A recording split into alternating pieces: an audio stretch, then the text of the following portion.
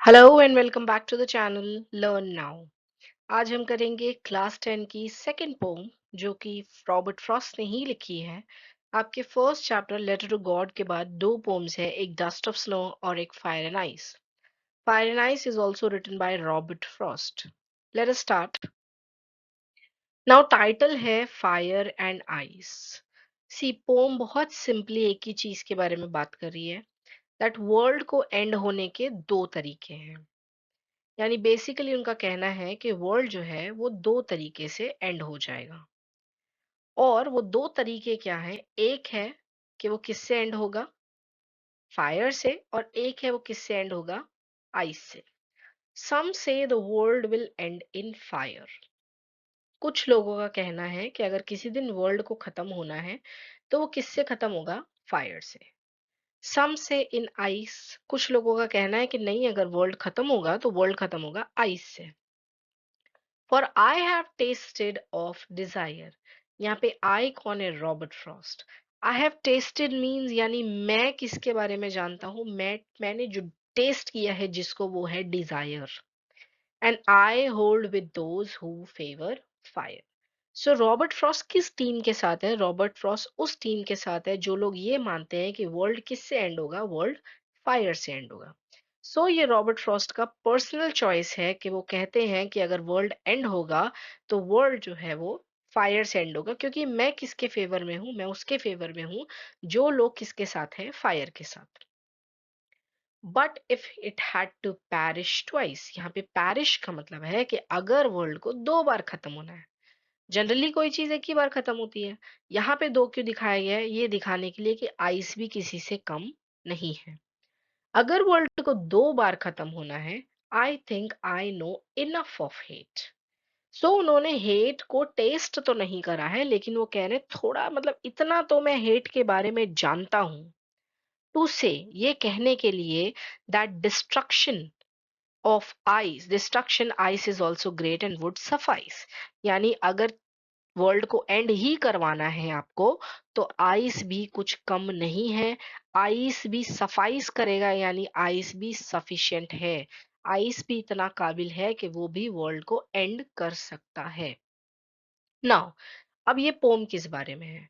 Number one, जो आपका title है, इसी से आपका क्वेश्चन आता है कि फायर एंड आइस क्या है। यहाँ पे क्लियरली पता चल रहा है, उसने बोला है मैं फायर वालों के साथ हूं क्योंकि मैंने क्या टेस्ट किया है? डिजायर। यानी fire is equal to Dzire.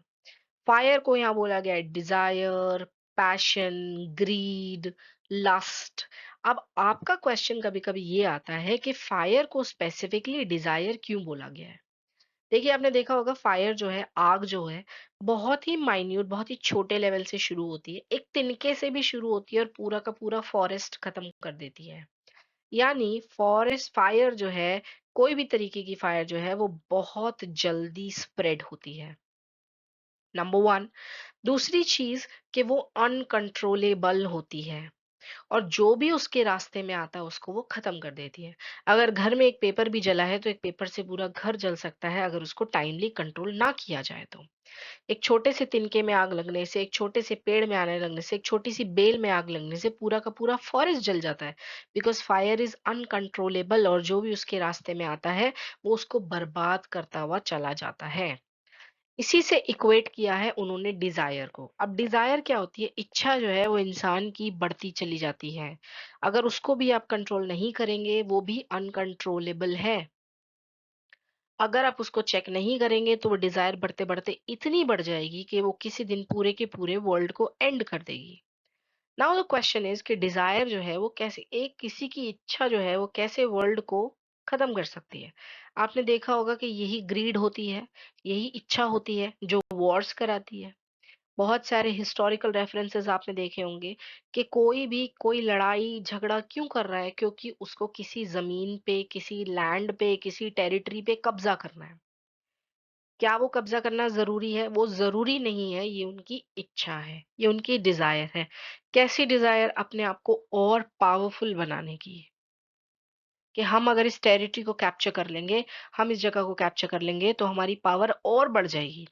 और उस पावर को पाने के चक्कर में पता नहीं कितने सारे वॉर्स आज तक हुए हैं, कितनी सारी लाइव्स चली गई हैं, कितने सारे रिसोर्सेज चले गए हैं। कोई अगर पूछे कि क्या वो वॉर बहुत ज़रूरी थी, तो उसमें से बहुत सारी वॉर ज़रूरी ही नहीं थी। वो सिर्फ़ किस लिए हुई? वो सिर्फ़ इसलिए क्योंकि सामने वाले की कोई भी रूलर की ये इच्छा थी।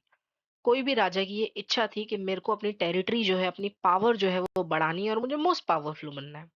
उसी इच्छा के चलते उन्होंने बहुत सारे वॉर्स करे, आधे वॉर हारे, आधे वॉर जीते और बहुत सारा लॉस हुआ।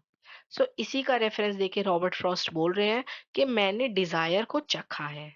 यानी मैं डिजायर जानता हूं, तो मैं तो भाई उनके फेवर में हूं जो किसको फेवर करते हैं, फायर को। दूसरा लेकिन उसने बोला है कि अगर if it had to perish twice, अगर उसे दोबारा अर्थ को, आपको लैंड को, यानी जो भी आप जमीन के टुकड़े की बात कर रहे हैं, अगर आपको उसको दोबारा खत्म करना है, अगर पूरे वर्ल्ड को दोबारा खत्म करना है, तो भाई मैं हेट के बारे में भी जानता हूँ। अब यहाँ पे हेट का सीधा सीधा रिलेशन किससे है, आइस से। आइस को हेट क्यों माना गया है? अगर आपने देखा होगा कि आइस जो है, बर्फ जो है, वो आपके हाथ को, आपकी बॉडी को नंब कर देती है, यानी पैरालाइज कर देती है। अगर आप आज किसी आइस बकेट में, किसी आइस मग में अपना हाथ डालते हैं, तो थोड़ी देर बाद जब आप हाथ निकालेंगे तो वो हाथ आपका फ्रीज हो चुका होगा। तो जब तक आपका हाथ बैक टू आपके बॉडी टेम्परेचर पे नहीं आएगा, तब तक आपके हाथ पे अगर मारा भी जाए या पिन भी लगाई जाए, तो आपको वो फील नहीं होगा। सो यहाँ पे आइस को रिलेट किया है हेट के साथ, क्योंकि आइस आपकी बॉडी, आपके माइंड, आपके सोल, आपको क्या कर देती है, पैरालाइज कर देती है। तो जैसे आइस हमारी बॉडी को पैरालाइज कर देती है, ऐसे हेट हमें क्या कर देती है, पैरालाइज कर देती है। यानी हेटरेड जो है वो हमारे हार्ट को कोल्ड हेट्रेड में कन्वर्ट कर देती है, हमारे हार्ट को भी पत्थर बना देती है। हमारे अंदर से सिंपैथी, एम्पैथी सब खत्म हो जाता है और हम थोड़े भी सेंसिटिव नहीं रहते हैं। देयर आर मेनी एग्जाम्पल्स, आप बहुत सारे एग्जाम्पल्स इससे रिलेट कर सकते हैं। आपने बहुत सारे लोग देखे होंगे कि जब वो किसी मिशन पे होते हैं या इस हेट्रेड के दम पे, उन्होंने बहुत सारे लोगों को मार देते हैं। अगर किसी नॉर्मल इंसान को कभी किसी बच्चे को मारने के लिए बोला जाए, किसी एनिमल को मारने के लिए बोला जाए, वो नहीं मार पाता है। क्यों? क्योंकि ह्यूमन बीइंग सेंसिटिव होते हैं। लेकिन किसी में अगर आप हेट्रेड बहुत ज्यादा भर दो, नफरत बहुत ज्यादा भर दीजिए, तो वो इंसान किसी को भी मारने से चूकता नहीं है। बहुत सारे न्यूज़ आप देखते हैं, बहुत सारे वॉर्स आप देखते हैं, जिसमें आपने देखा होगा रैकलेस किलिंग। रैकलेस किलिंग क्या होता है? बेदर्दी से लोगों को मारते हैं, चाहे कोई प्रेग्नेंट वुमन हो उसको मार देते हैं, बच्चा हो उसको मार देते हैं, न्यू बॉर्न चाइल्ड हो उसको भी मार देते हैं। तो क्या उनका दिल दहलता नहीं है? क्या उनको कोई चीज़ फ़ील नहीं होती है? नहीं फ़ील होती है, क्योंकि उनके अंदर सबसे सुपीरियर क्या होती है? हेट्रेड। हेट्रेड उन्हें इनसेंसिटिव बना देती है, यानी उन्हें किसी भी दर्द का एहसास होता ही नहीं है, इसीलिए वो रेकलेसली किसी को भी मारते रहते हैं। सो यहाँ पे basically ice is equal to hate. और उसने ये बोला है, यानी रॉबर्ट फ्रॉस्ट का ये मानना है कि अगर अगर पहली प्रेफरेंस देनी है, तो मैं उन लोगों के साथ हूँ जो फायर के साथ है, क्योंकि डिजायर बहुत कुछ कराती है लाइफ में। लेकिन अगर दो बार उसको खत्म करवाना है, तो भाई मैंने हेट के बारे में भी बहुत जाना है। हेट के बारे में इतना तो मैं बहुत अच्छे से जानता हूँ कि हेट यानी आइस भी जो है वो वर्ल्ड को एंड कर सकती है। इट वुड ऑल्सो सफाइज, यानी वो भी सेटिस्फाई करेगी, वो भी वर्ल्ड को एंड कर सकती है। Now back to back question जो आपके सीबीएसई में पूछे जाते हैं, वो सबसे पहला यही होता है कि आइस और फायर क्या है, एक मेटाफर है। मेटाफर मतलब ये कंपैरिजन है। किसका कंपैरिजन है? सबसे पहला फायर किसका कंपैरिजन है, डिजायर का। और आइस किसका कंपैरिजन है, हेट का। और आपको इसको एक्सप्लेन करना होता है कि कैसे फायर बढ़ती रहती है, डिजायर बढ़ती जाती है, इसीलिए उन्होंने फायर को डिजायर से कंपेयर किया है। और आइस जो है वो हमें नम कर देती है, हमें इनसेंसिटिव कर देती है। सिमिलरली नफरत भी हमें नम कर देती है, इनसेंसिटिव कर देती है, इसलिए आइस को कंपेयर किया है हेट से। दूसरा, कभी-कभी आपको पोएट का पर्सनल वर्डिक्ट पूछा जाता है। पर्सनल वर्डिक्ट पोएट का क्या है कि उसने सबसे पहले बोला है कि मैं उन्हीं लोगों को फेवर करता हूँ जो किसके साथ है, डिजायर के साथ, यानी फायर के साथ। यानी उनका पर्सनल ओपिनियन किसके साथ जाता है? उनका पर्सनल ओपिनियन जाता है किसके साथ? डिजायर के साथ, फायर के साथ। राइट? अब देखिए यहाँ पे बहुत बार इससे आजकल टोन पूछी जाती है। अ लॉट ऑफ टाइम्स आपसे पोएट का टोन पूछा जाता है। The tone of the pome is conversational, very casual.